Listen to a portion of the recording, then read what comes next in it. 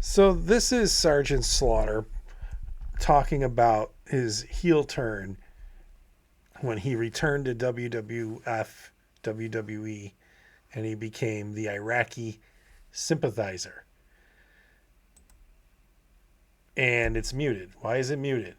All right. Stuff going on. What were your thoughts when you initially were pitched that character about, whether to do it, your safety, all that kind of stuff? Well, he invited me to his house, and I went to his house, and he came out and met me at my car and gave me a big hug, and it was like we'd never missed a beat, and that there was no problem. So we went into his house, and he said, "Appreciate your letter, and but I've got an idea." And I said, "Okay." And he took me into his kind of a library, and he had this prototype of Wrestlemania 7 at the LA Coliseum. Had all kinds of big screens and everything because it was a big outdoor show. Could hold 104,000 people. He said, "This is WrestleMania 7, and I would like you and Hulk Hogan to sell it out for me." And I said, "You want Hulk Hogan and I to sell that out for you?" He said, "Yeah, I want to beat the WrestleMania 3 record of 93,000. I want you and Hogan to sell it out 104,000. I said, "I'm in for that. I'm in for that." So how are you going to turn Hulk Hogan into the villain? And he said, "Hulk Hogan? No, I want you to be the villain." I said, "Me? I'm G.I. Joe, the real American hero."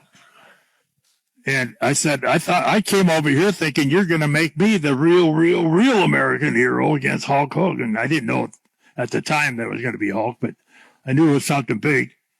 And he said, no, I want you to be the villain. I said, "Well, how are you going to do that?"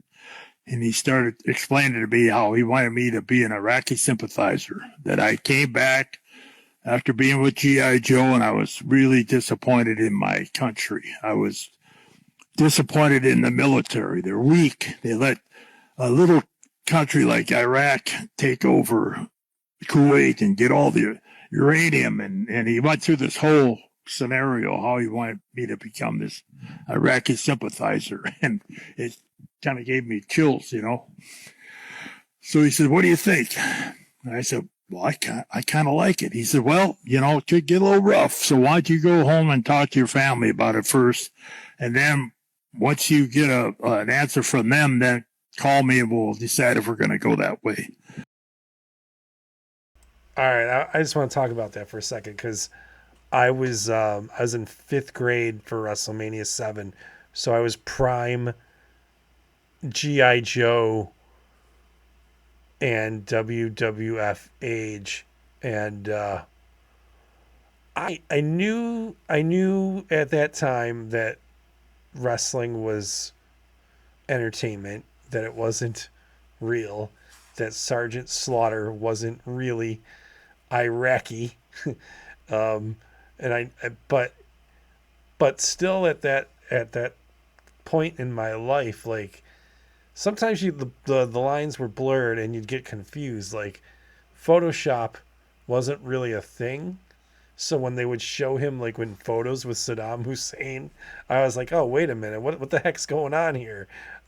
Everyone says wrestling's fake, but here he is with Saddam Hussein, and then yeah, just stuff like that was like, as a 10-year-old kid, I was like, "Whoa, maybe there's some truth to this." I don't know, but anyway, I'll play some more of the clip. And it's muted again, of course. I'm kind of set up having dinner with my family. And my wife says, "Well, how did the meeting go with Vince?" I said, "It went great. It went great. He wants me to come back and wrestle Hulk Hogan, in WrestleMania 7 at the LA Coliseum. 104,000 fans." And she said, "Wow, that's great. How are you going to make Hulk Hogan the villain?" And I said, "Well, we're not going to do that." She said, "Why? What are you going to do?" So I started telling her Vince's idea. And she looked at me and shook her head. She said, "Bob, if you do that, you're going to get killed. you are putting your life in danger because that's a real thing happening. That's not something made up. That's a real war that's going on. All right, and I also want to point out that yeah, we weren't the timeline of events here. We weren't at war with Iraq yet, I don't believe, but it was brewing, and by the time WrestleMania 7 rolled around, the war was over. But I mean, it was just barely like, couple months over. But when he won the belt in the Royal Rumble, like that was like prime Gulf War. so so the timing of it was like really really bizarre. To have the WWF champion like be the champion for the country that we were at war with. That was nuts. Close. So she said, but you do whatever you think you need to do because you've always made the decision on your character from the time you were Beautiful Bobby. She said, you go do what you ever have to do, but don't tell me I didn't warn you. Don't. I said, well, I know it's going to get a little rough. She said, rough? You don't even know. You don't even know. And I'm kind of like, well, okay. So I called Vince. Okay, here we go. And that's basically what happened. And of course, she was right. So when you're becoming the Iraqi sympathizer, but then you're put with General Adnan, which seemed to just make it so much more intense. Talk about getting him to be involved.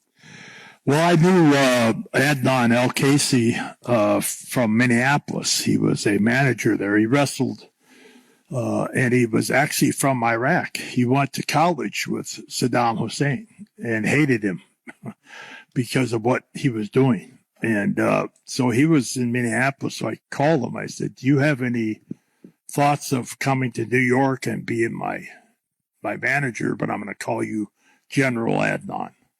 But I said, I'd like you to try to dress up kind of like Saddam and kind of look like a soldier, like Saddam Hussein, like a general.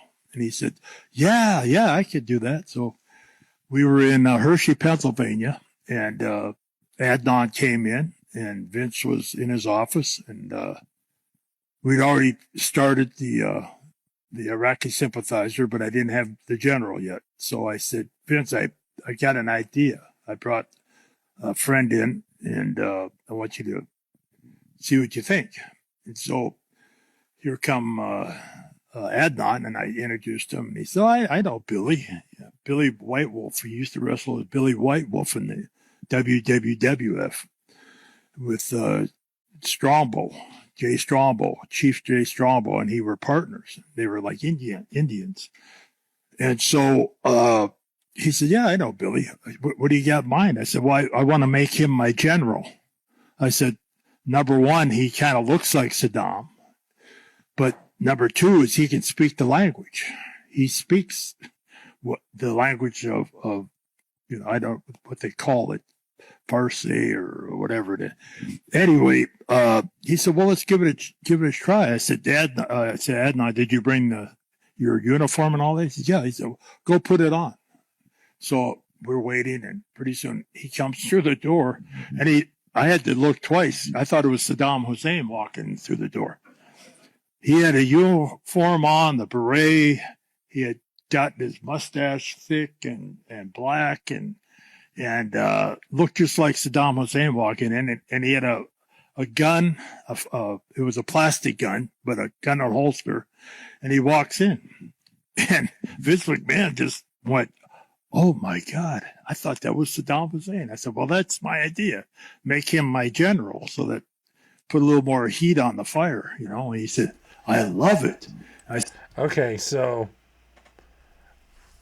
I don't think General Adnan looked like Saddam Hussein. I didn't even think that back then, but I get what they're saying. Like he looked the part. He definitely looked like an Iraqi general. Yeah. And Sheikh Adnan El Casey, by the way, was cool as fuck as far as managers go.